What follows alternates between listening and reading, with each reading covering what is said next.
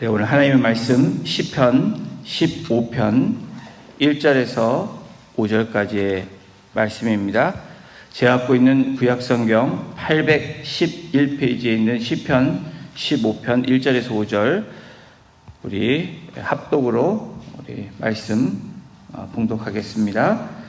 여호와여, 주의 장막에 머무를 자 누구오며 주의 성산에 사는 자 누구오니까? 정직하게 행하며 공의를 실천하며 그의 마음에 진실을 말하며 그의 혀로 남을 허물하지 아니하고 그의 이웃에게 악을 행하지 아니하며 그의 이웃을 비방하지 아니하며 그의 눈은 망령된 자를 멸시하며 여호와를 두려워하는 자들을 존대하며 그의 마음에 서원한 것은 해로울지라도 변하지 아니하며 이자를 받으려고 돈을 꾸어주지 아니하며 뇌물을 받고 무죄한 자를 해하지 아니하는 자이니 이런 일을 행하는 자는 영원히 흔들리지 아니하리라. 아멘. 자고새라는 새가 있습니다. 여러분 한번 들어보셨을 수도 있는데 꿩과에 속하며 메추라기와 비슷합니다. 이 자고새의 특징은 남의 알을 품는 것입니다. 자기 알처럼 품어서 부화시키는 이 자고새는 무려 20일 동안 먹지도 마시지도 않고 남의 알을 잘 가슴에 품고 부화를 시킵니다. 새끼가 알에서 깨어난 후에도 이 자고새는 지극정성으로 돌보아 줍니다. 먹이를 물어다 주고 또 이 포식자들로부터 보호하는 그러한 일들을 합니다. 그런데 새끼들이 자라면 자기 어미가 아닌 줄 알고 이 자고새를 떠납니다. 다시 말하면 이 자고새는 헛수고를 한 것입니다. 참 어리석은 새가 아닐 수 없습니다. 이 새가 팔레스타인 지역, 예수님 당시에 그 지역에서 살았던 이 새인데 성경에서도 이 자고새가 나옵니다. 자고새 처음 들어보셨나요, 여러분? 이 자고새가 어디에 나오냐면 예레미야 17장 11절에 나오는데 성경에 이렇게 써 있습니다. 불의로 치부하는 자는 자고새가 낳지 아니한 알을 품음 같아서 그의 중년에 그것이 떠나겠고 마침내 어리석은 자가 되리라. 이 자고새를 비유할 때, 이 자고새를 표현할 때 자고새와 같은 사람이 어리석은 자다라고 이야기하고 있는 것입니다. 우리의 인생 가운데 또 우리가 뒤를 돌아볼 때 아니 어쩌면 저와 여러분들이 자고새와 같은 인생을 살았는지도 모릅니다. 지금도 어쩌면 그러한 길을 걸어가고 있는지도 모릅니다. 나름대로 열심히 수고를 하고 열심히 살았지만 결국 모든 것이 헛수고로 끝나버리는 인생이 바로 어쩌면 이 자고새와 같은 제대로 자기의 알, 자기가 맡은 것을 잘 품어야 되는데 다른 알을 품어서 목숨을 바쳐가면서 했던 그 모든 일이 헛수고가 되는 일들을 우리가 종종 볼 수 있습니다. 우리 그리스도인들 가운데 스스로 그리스도인이라고 자부하는 사람들이 있습니다. 그런데 그리스도인이라고 볼 수 없는 그런 사람들을 우리는 종종 보게 됩니다. 마치 자고새와 같은 그러한 모습으로 살아가는 사람들이라는 것입니다. 오늘 본문은 성전에 들어가서 예배할 수 있는 사람, 바로 하나님 앞에 예배할 수 있는 사람에 대한 자격을 이야기하고 있습니다. 이 시편 15편은 성전에 들어가는 그런 의식과 관련해서 짧은 5절이지만 세 부분으로 나눌 수가 있습니다. 첫 번째 부분은 1절로 예배자, 예배 드리는 자의 질문입니다. 그리고 둘째 부분은 2절에서 5절 초반부에 제사장이 대답하는 것을 우리가 알 수 있습니다. 이 2절은 보편적인 대답이고 3절에서 5절 초반부까지는 구체적인 대답을 하고 있습니다. 이것을 내면과 외면의 모습으로 우리가 나눌 수 있는데 함께 조금 후에 나눠보겠습니다. 셋째 부분은 5절 마지막 후반부에 제사장의 축복에 대한 말씀이 나옵니다. 우리 1절을 함께 같이 다시 한번, 짧은 시편이기 때문에 함께 같이 합독하도록 하겠습니다. 시작. 여호와여, 주의 장막에 머무를 자 누구오며 주의 성산에 사는 자 누구오니까. 여호와여 라고 시작을 합니다. 하나님 하고 시작하는데, 예배자는 하나님을 대표하는 제사장에게 질문을 던지고 있는 것입니다. 하지만 예배자는 제사장 앞에서 제사장을 부르지 않고 하나님을 부르고 있습니다. 여러분, 그 이유는 무엇입니까? 제사장이, 그 당시에 제사장이 하나님을 대신하여 질문을 받고 하나님을 대신하여 죄를 사해주는 그러한 역할들을 했지만, 이 예배자는 분명하게 알고 있었던 것이 여호와 하나님만이 예배 장소에 들어갈 수 있게 하시는 분이다 라는 것을 알고 있었기 때문에 여호와여 라고 제사장에게 질문하지만 실제적으로 하나님께 묻고 있는 것입니다. 주의 장막, 주의 성산이라고 나옵니다. 여기서 주의 장막과 주의 성산은 동일한 장소입니다. 바로 하나님께 예배하는 자리. 오늘 저와 여러분들이 예배하는 처소로 자리로 새벽에 이 자리에 모였습니다. 이 자리만 예배하는 자리냐? 그렇지 않다라는 겁니다. 여러분들이 가정에서 예배를 드릴 때 그 자리가 또한 예배하는 자리입니다. 또 여러분이 일터로 나갔을 때 일하는 장소가 예배하는 자리입니다. 바로 예배는 우리가 모이는 교회 건물 안에 있는 자리만이 아니고, 여러분들이 가서 하나님을 찬양하고 하나님께 영광 돌리는 그 자리가 바로 예배의 자리입니다. 예배자의 질문에 이어 제사장은 성전에 들어와 예배드릴 자격, 그 자격으로 세 가지 보편적인 조건을 이야기합니다. 우리 2절을 다시 한번 읽어보겠습니다. 시작. 정직하게 행하며 공의를 실천하며 그의 마음의 진실을 말하며. 보편적인 예배 드릴 자격 첫 번째는 정직하게 행하는 자들이 예배자로 들어와서 하나님께 예배할 수 있다라고 이야기합니다. 정직. 이 정직이라는 이 히브리어는 타밈이라는 단어입니다.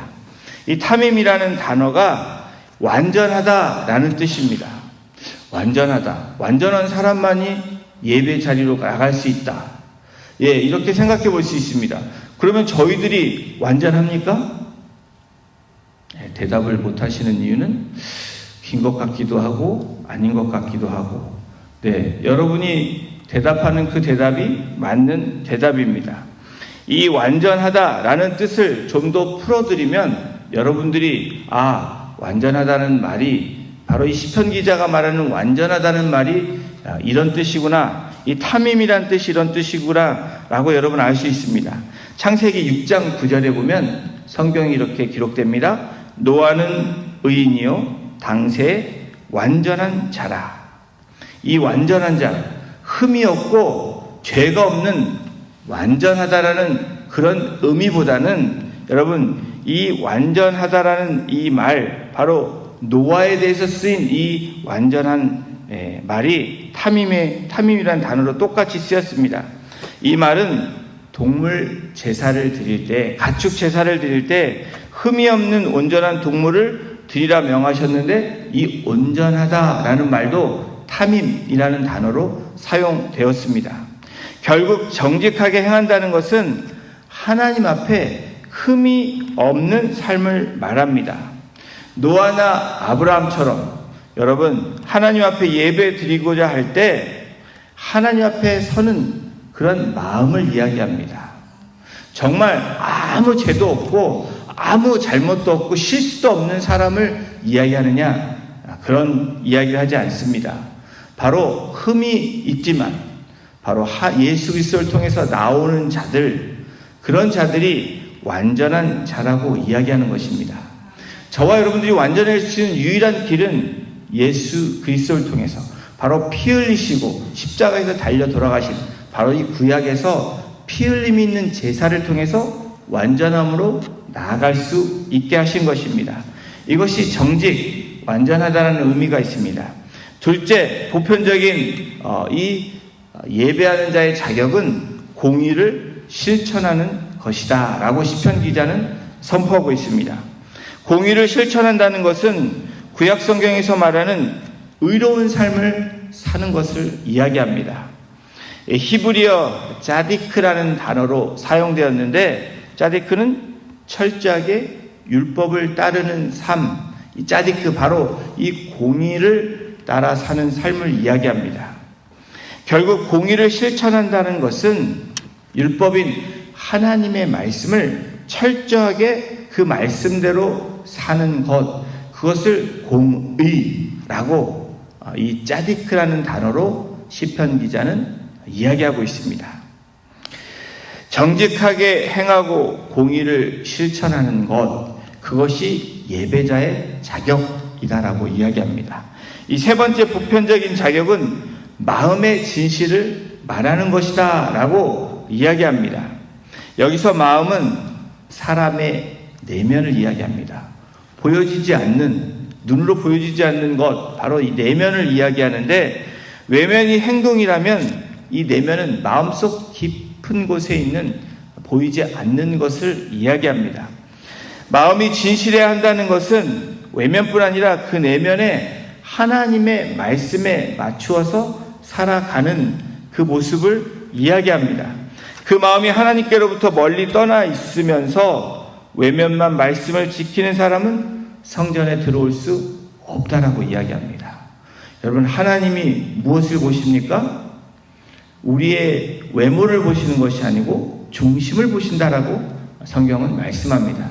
다시 말하면 내면을 보신다는 것입니다.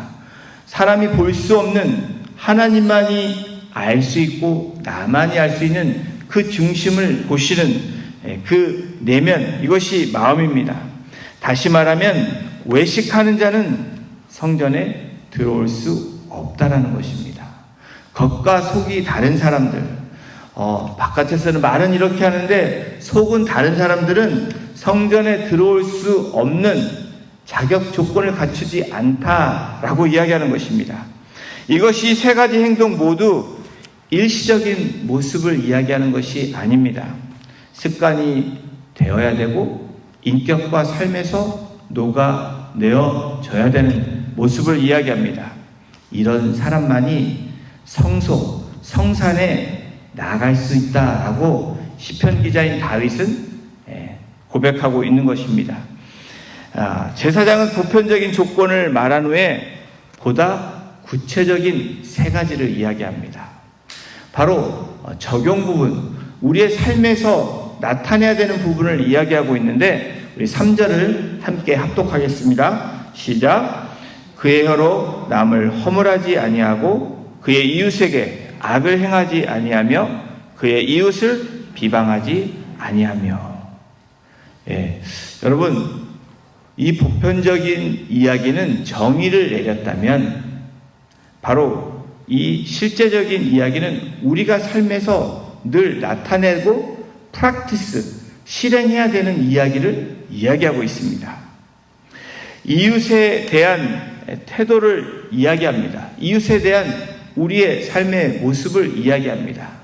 이 첫 번째는 이 내면과 연관돼서 하나님에 대한 부분에 대해서 우리가 하나님께 어떻게 나아가야 되는지에 대해서 이야기했다면, 이 3절을 통해서 바로 우리가 하나님께 예배하는 자는 바로 이 땅 가운데서 우리가 어떻게 살아야 되는지, 어떤 모습으로 그렇게 프랙티스해야 되는지를 이야기하고 있습니다.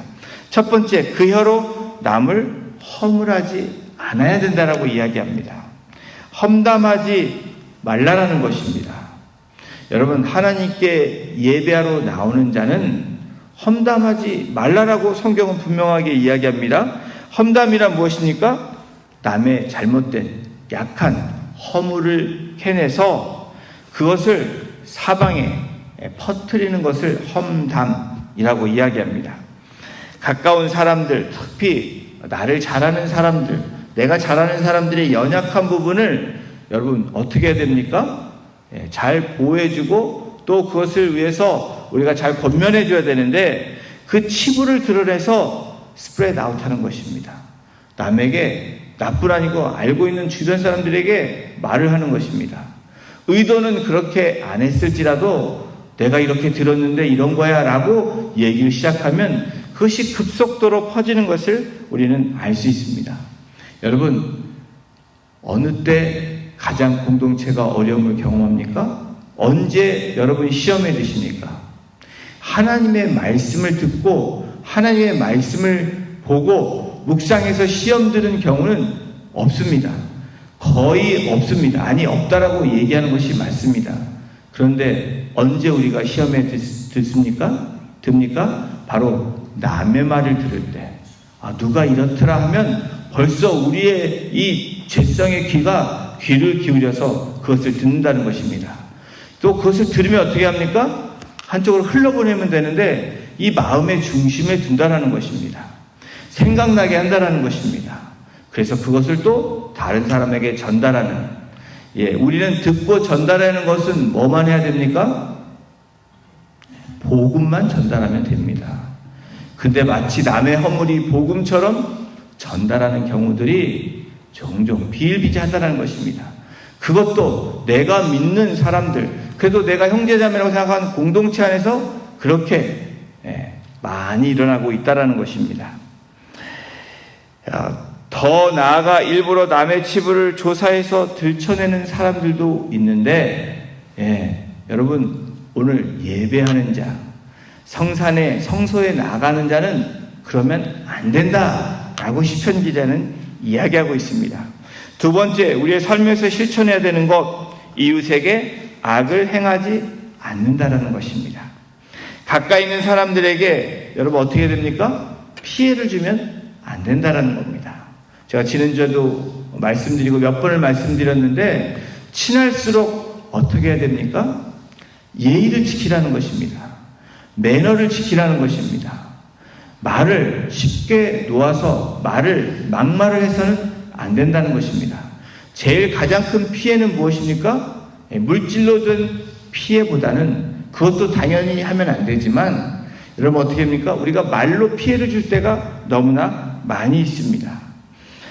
그들에게 고통을 주는 일을 해서는 안 된다는 것을 말씀하고 있습니다. 자, 세 번째, 이웃을 비방하지 말아야 된다라고 이야기합니다. 가까운 이웃의 잘못이나 불행을 어떻게 됩니까? 조롱하고 비웃고 기뻐해서는 안 된다라는 것입니다. 남이 잘못되면 기뻐하는 분들이 있습니다. 마치 너무 통쾌하다는 듯이 기뻐하는데 성경은 그러지 말라라고 이야기합니다.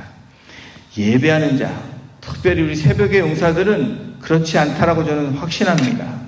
바로 기도하는 한 분 한 분이 여러분 어떻습니까? 하나님의 기뻐하시는 자들, 바로 이 기도의 제목들이 하나님이 기뻐하시는 기도의 제목들로 상달될 줄로 믿습니다. 그러기 위해서는 우리가 어떻게 됩니까? 이런 일들을 하지 말라라는 것입니다. 악을 행하지 말아야 되고 이웃을 비방하지 말아야 된다라는 겁니다. 더욱 여러분 어떻게 됩니까? 남이 잘못된 것을 고스하게 생각하거나 또 그 일에 대해서 다른 사람들을 중상모략하는 그 일들을 멈추라 라고 이야기하는 것입니다. 타인에 대한 태도, 4절에 한번 더 보십시오. 그의 눈은 망령된 자를 멸시하며 여호와를 두려워하는 자들을 존대하며 그의 마음에 서원한 것은 해로울지라도 변하지 아니하며. 성전에 들어올 사람들은, 성소에 들어가는 사람들은 다른 사람에 대해서도 잘해야 된다라고 이야기합니다. 바로 하나님뿐 아니라 수직적인 관계뿐 아니라 수평적인 그 일도 잘해야 된다라고 말씀하고 있습니다. 여러분 무엇입니까? 땅에 묶이면 하늘에서도 묶인다라고 이야기합니다. 땅에서 풀고 하늘에도 풀려지는 그 역사를 경험하기 원한다면 땅에 있는 관계의 문제들, 또 내가 실수하고 잘못된 부분들을 풀고 성소로 오라고, 나에게 나오라고 이야기하고 있는 것입니다. 여러분, 이 다른 사람에게 잘해야 되는 것, 이 망령된 자를 멸시하는 것, 여기서 망령된 자가 누구입니까? 예배 공동체에서 쫓겨난 자를 말합니다. 경건치 않은 사람으로 하나님께 버림받은 사람을 이야기합니다. 이들을 멸시한다는 것은 결국 그들과 거리를 둔다는 것을 말합니다. 하나님과 멀리 떨어져 있는 자와 멀리하는 삶을 살라는 뜻입니다. 하나님과 멀리 떨어져 있는 자와 가까이 하는 삶을 사는 자는 예배 현장에 나오기 힘들다는 것입니다. 여러분 어떻습니까? 여러분 예배 자리에 나올 수 있는 것은 하나님과 늘 가까이 있는 분들이 나온다는 것입니다. 세상과 가까이 하면 어떻게 합니까? 예배하는 자리에 자꾸 빠지게 되어 있다는 것입니다. 여러분 예수님 습관을 쫓아 새벽 미명에 올라가 기도하셨던 모습, 바로 새벽의 용사들, 또 하나님을 가까이 하고 말씀을 가까이 하는 사람들은 그 습관을 쫓기 위해서 나오는 분들입니다. 바로 이것을 얘기합니다. 하나님과 멀리 떨어져 있는 자와 가까이 하는 삶을 사는 자는 어떻게 합니까? 바로 예배 현장에 나오기 힘들다는 것을 말씀하고 있는 것입니다. 또한 여호와를 두려워하는 자들을 존대하라고 이야기합니다. 여호와를 두려워하는 자, 여호와를 경외하는 자는 늘 그 사람을 존대하라고 이야기합니다. 망령된 자와 반대입니다. 하나님을 경외하는 사람들은 정말 하나님과 가까이 있는 사람들입니다. 어떻습니까? 경외라는 것은 정말 존경하게 되면 멀리 있어도 어떻게 합니까? 거리는 떨어져 있어도 그 마음이 그 사람에게 향하게 되어 있습니다. 비록 우리가 시간과 공간에 나올 수 없지만 그 마음이 늘 하나님을 향하고 있는 마음, 늘 두렵고 떨리는 가운데 그 삶을 살아가는 사람들은 어떻게 합니까? 하나님께서 존경받게 만든다는 것입니다. 여러분, 이런 사람들은 어떻게 합니까? 늘 예배 현장을 사모합니다. 그래서 그 예배 현장에 나올 수 없는 상황에서도 하나님이 그 여건과 환경을 바꿔놓는다는 것입니다. 마음이 그곳에 있으면 하나님이 어떻게 합니까? 가만히 두지 않는다는 것입니다. 여러분 또한 서원을 지키며 사는 사람들에 대해 이야기합니다. 하나님 앞에 약속하고 서원했으면 상황이 변해도 끝까지 그 약속을 지키는 자, 그 자가 성소에 들어올 수 있는 자라고 이야기합니다. 형편이 좋을 때, 또한 어떤 면으로는 어려울 때 하나님 이렇게 하겠습니다라고 서원했지만 들어갈 때 나올 때 마음이 변하는 것처럼 조금 편안해지니까 그 마음이 온데간데 없이 그것을 잊고 사는 사람들에 대해서 이야기하는 것입니다. 바로 서원을 지키며 사는 삶, 하나님 앞에 기도한 것, 내가 하나님 앞에 드린 것을 그대로 실천하며 사는 자들이 성소에 나올 수 있는 자라고 이야기하는 것입니다. 사람들은 하나님 앞에 나올 수 없다는 것을 말합니다. 왜 그렇습니까? 그 태도를 보면은 알 수 있다라는 것입니다. 또한 예배자로서 물질에 대한 부분도 이야기하고 있습니다. 5절을 보십니다. 이자를 받으려고 돈을 구워주지 아니하며 뇌물을 받고 무죄한 자를 해하지 아니하는 자이니 이런 일을 행하는 자는 영원히 흔들리지 아니하리이다. 성전에 들어올 사람들은 물질에 대해서도 올바른 태도를 가지라고 이야기합니다. 바로 저와 여러분들, 오늘 살아가고 있는 우리들에게도 여전히 적용되는 부분들입니다. 옛날이나 지금이나 하나님을 경외하지 않는 백성들에 나타나는 현상이 무엇인지 아십니까?